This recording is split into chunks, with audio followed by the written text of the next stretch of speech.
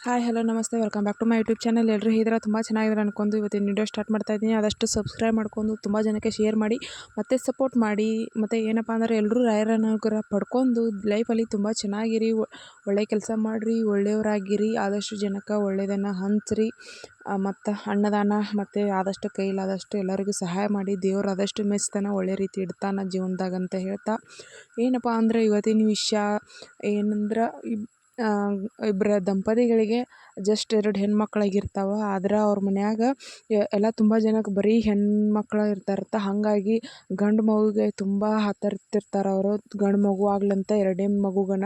ಆದ್ರೆ ಅದು ಕೂಡ ಹೆಣ್ಣು ಮಗು ಆದಾಗ ಅವ್ರ ಮನ್ಯಾಗ ತುಂಬ ಅವ್ರನ್ನ ಹೇಟ್ ಮಾಡ್ತಿರ್ತಾರೆ. ಆಕಿ ಕೂಡ ಲಾಸ್ಟ್ ಈಗೊಂದರೆ ಗಂಡು ಮಗು ಆಗಲಿ ನಮ್ಮ ಮನ್ಯಾಗ ತಾನು ಆಸೆ ಪಡ್ತಿರ್ತಾರೆ. ಆದ್ರೆ ಆಕಿ 3ನೇ ಸೊಸೆ ಆದರೂ ಆಕಿಗೂ ಕೂಡ ಮೊದಲಿಬ್ಬರಿಗೂ ಹೆಣ್ಮಕ್ಳು ಇರ್ತಾರೆ, ಮತ್ತು ಇನ್ನೊಬ್ಬಗೂ 2 ಹೆಣ್ಮಕ್ಳು ಇರ್ತಾರಂತ. ಆದ್ರೆ ಈಕಿಗೂ 2 ಹೆಣ್ಮಕ್ಳಾದಾಗ ಅವ್ರಿಗೆ ತುಂಬ ಬೇಜಾರಾಗತ್ತಂತ. ಇದನ್ನು ಕೇಳಕ್ಕೆ ತುಂಬ ನೋವಿನ ಸಂಗತಿ. ಯಾಕಂದ್ರೆ ನಾನು ಒಬ್ಬಳು ಹೆಣ್ಣು, ಮತ್ತು ಆದಷ್ಟು ದೇವತೆಗಳು ನಮ್ಮ ಇಡೀ ಜಗತ್ತಿನಾಗಿರುವ ಎಲ್ಲ ಹೆಣ್ಣು, ನದಿಗಳು ಆದಷ್ಟು ಹೆಣ್ಣು, ಇಷ್ಟೆಲ್ಲ ಇದ್ಕೊಂಡು ಈ ರೀತಿ ಹೆಣ್ಣಿಗೆ ಶೋಷಣೆ ಆಗ್ತಿರೋದು ತುಂಬ ಬೇಜಾರಾಗುತ್ತೆ.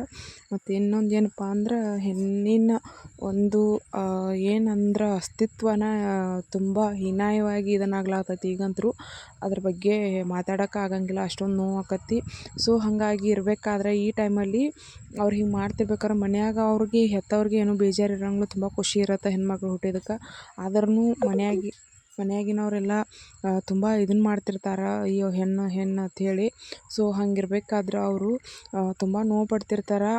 ಪಡ್ತಿರ್ಬೇಕಾದ್ರೆ ಹಂಗೆ ಏನು ತಂದೆ ಅದಾನಲ್ಲ ಅವನ ಫ್ರೆಂಡ್ ತುಂಬ ರಾಯರ ಭಕ್ತ ಆಗಿರ್ತಾರಂತ. ಅವ್ರ ಮನೆಯಲ್ಲಿ ಅವರು ತುಂಬ ರಾಯರು ನಡ್ಕೊಂಡು ಬಳಕ ಅವ್ರಿಗೆ ಮಕ್ಕಳಾಗಿರ್ತಾವೆ. ಹಾಗಾಗಿ ಅವ್ನು ಹೇಳ್ತಾನಂತ, ಇಲ್ಲ ನೀನು ರಾಯರಿಗೆ ಹಿಂಗೆ ಪೂಜೆ ಮಾಡು, ಸೇವೆ ಮಾಡು, ರಾಯರಿಗೆ ಪೂಜೆ ಮಾಡು, ಎಲ್ಲ ಥರ ಸೇವೆ ಮಾಡು, ಒಳ್ಳೇದಾಗತ್ತೆ, ರಾಯರು ಯಾವತ್ತೂ ಕೈ ಬಿಡೋಂಗಿಲ್ಲ, ನನಗೂ ಅವರಿಂದಲೇ ಮಗುವಾಗಿದ್ದು, ಹೀಗೆಲ್ಲ ಅವರು ಶೇರ್ ಮಾಡ್ತಾರಂತ. ಅವ್ನ ಮುಂದೆ ಹೇಳ್ಕೊಳ್ಳೋಣ ಅವ್ರಿಗೆ ಏನೋ ಒಂದು ಭರವಸೆ. ಯಾರೇ ಆದ್ರೂ ಇಂಥ ಟೈಮಲ್ಲಿ ದೇವ್ರ ಬಗ್ಗೆ ಹೇಳಿದಾಗೆಲ್ಲ ತುಂಬ ಜನ ನಂಬ್ತಾರೆ.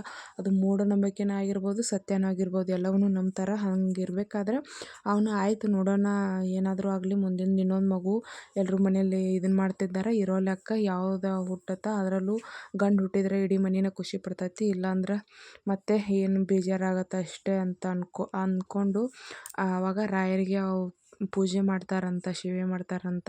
ಸ್ವಲ್ಪ ಹೆಜ್ಜೆ ಪ್ರದಕ್ಷಿಣೆ ಎಲ್ಲ ಹಾಕ್ತಾನೆ, ಹೆಜ್ಜೆ ನಮಸ್ಕಾರ ಹಾಕ್ತಾನೆ, ಮಠಗಳಿಗೆ ಹೋಗಿ ಬರೋದು, ದಿನ ರಾಯರ ಹತ್ರ ಕೇಳ್ಕೊಳ್ಳೋದು ಎಲ್ಲ ಮಾಡ್ತಾರಂತ. ಅದೆಲ್ಲ ಮಾಡಿದ ಬಳಿಕ ಮತ್ತಾಕಿ ಪ್ರೆಗ್ನೆಂಟ್ ಆಗಿ ಆಮೇಲೆ ಹುಟ್ಟಿದ್ದ ಗಂಡು ಮಗು, ಅದಕ್ಕೆ ರಾಯರ ಹೆಸರು ಡೈರೆಕ್ಟಾಗಿ ಇಟ್ರೆ ಕರಿಯಾಕೆ ಇದನ್ನಾಗ್ತೈತೆ ಅಂಥೇಳಿ ಚರಣ ಅಂಥೇಳಿ ಹೆಸರಿಟ್ಟ, ರಾಯರ ಚರಣ ಅಂಥೇಳಿ, ರಾಯರ ಚರಣ ಅಂಥೇಳಿ ಹೆಸರಿಡ್ತಾರಂತ. ತುಂಬ ಖುಷಿ ಪಡ್ತೈತೆ ಅವ್ರ ಇಡೀ ಮನೇನ. ತುಂಬ ಏನಂದ್ರೆ ಸಂಭ್ರಮ ಅವ್ರ ಮನೆಯಲ್ಲಿ ಗಂಡು ಮಗು ಹುಟ್ಟಿದ್ದಕ್ಕೆ ತುಂಬ ದಿನಗಳ ಬಳಿಕ.